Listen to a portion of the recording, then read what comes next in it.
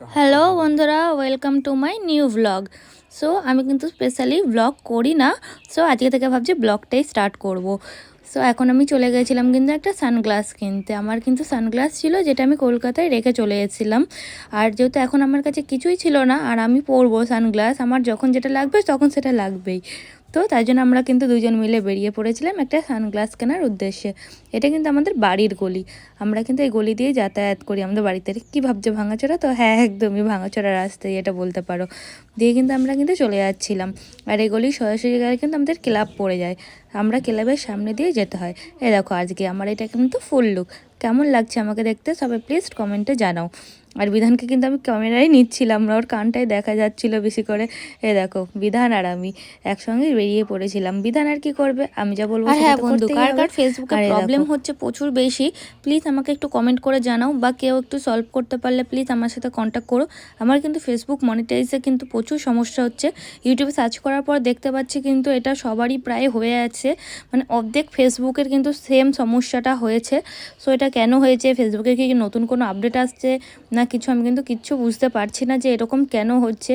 So এটা 1 মাস ধরে বিগত হয়ে আসছে। এটা নিয়ে কিন্তু খুবই টেনশনের মধ্যে আছি যে এত ভালো করে কন্টেন্ট বানাচ্ছি, তো কেন হচ্ছে এইসব।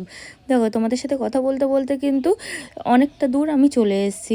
তোমাদের সাথে মাঝে মাঝে আমার কথাগুলো শেয়ার করছি, মাঝে মাঝে রাস্তাগুলো বর্ধমানের কিছু কিছু শেয়ার করছি।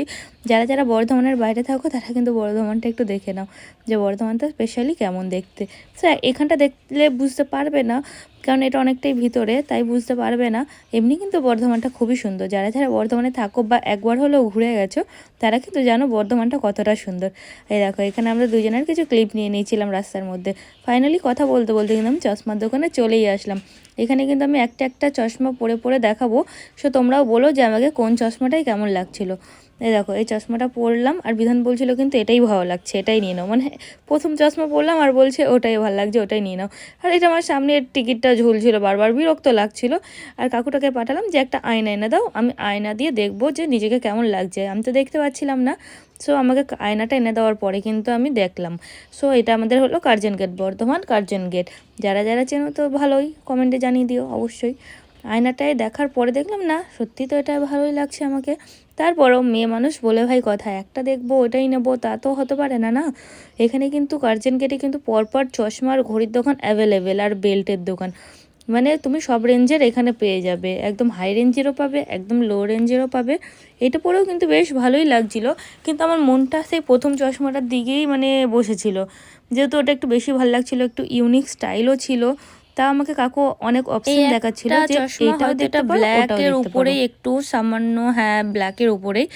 এটাও কিন্তু বেশ ভালো লাগছিল দেখতে, মানে ওকে ওকে ভালোই লাগছিল দেখতে। কিন্তু আমার হাতে দেখতেই পাচ্ছ আমি ওটাকেই ধরে আছি, মানে আমার ওটাই পছন্দ হয়েছে। মানে আর কি বলবো, আমি এটাই নেব তখনও ভাবছিলাম, তাও যদি আরও অপশানের কিছু ভালো পাই তাই জন্যই কিন্তু দেখছিলাম। কিন্তু অপশান দেখলে কি হয়েছে, আমার মনটা তো পড়ে আছে এই দিকেই না, এটা পরেই বারবার নিজেকে দেখছিলাম, আর চারিদিকটাও দেখে নিচ্ছিলাম যে ঠিকঠাক আছে কিনা। তারপরে কিন্তু কাকুকে টাকা দেওয়ার পর যেটুখানি টাকা বেঁচেছিলো কাকু কিন্তু আমাদের ফেরত দিয়ে দিয়েছিল, চেঞ্জ করে দিয়েছিল। দিয়ে টিকিটটাকে কাকুকে বলছিলাম কাকু এই টিকিটটা ছিঁড়ে দাও, দরকার পড়লে দেখা হলো আমি ছিঁড়তে গেলাম আর ফট করে ভেঙে গেল, তো পুরোটাই গেল না, কাকুর হাতে ভাঙলে আমার কিছু না, ওটা কাকুরই। এই দেখো এখানে কিন্তু আমি চশমাটা পরে নিয়েছি। সো আমাকে কেমন লাগছে এই চশমাটা পরে সবাই প্লিজ কমেন্টে জানাও। চশমা কেনা হয়ে গেলে কিন্তু আমরা আবার বাড়ির পথে রওনা দিলাম। আর এখানে কিন্তু আমি একটু পোজ দিয়েও দেখাচ্ছিলাম কার্জন গেটের সামনে। আর বিধান কিন্তু গাড়িটা পার্কিং থেকে বের করছিল, যতক্ষণ বের করছিল ততক্ষণ কিন্তু আমি একটু নাটক করে নিচ্ছিলাম, চুলগুলো একবার সরিয়ে চশমাটা একবার পরে এদিক করে। গাড়ি বের করা হয়ে গেলে কিন্তু আমি গাড়ির মধ্যে বসে যাই। দেখো দেখতেই পাচ্ছ তোমরা সবাই, গাড়ি বের করা হয়েও গেছে, এখানে আমরা বসেও যাব। পুরোটা দেখতে মানে ভিডিও করতে আমি পারিনি বাড়ি আসা অবধি, কারণ কার্জন গেটে যেহেতু প্রচুর ভিড় লেগে গেছিলো, জানোই সব এখন কতটা ভিড়, তার জন্য পুরোটা আমি নিতে পারিনি। দেখো ছোট একটা ট্রাফিক সিগন্যাল, অতটাই অবধি করলাম। চলো আজকে এইটুখানি, দেখা হচ্ছে আমার নেক্সট ব্লগে। Tata, love you all.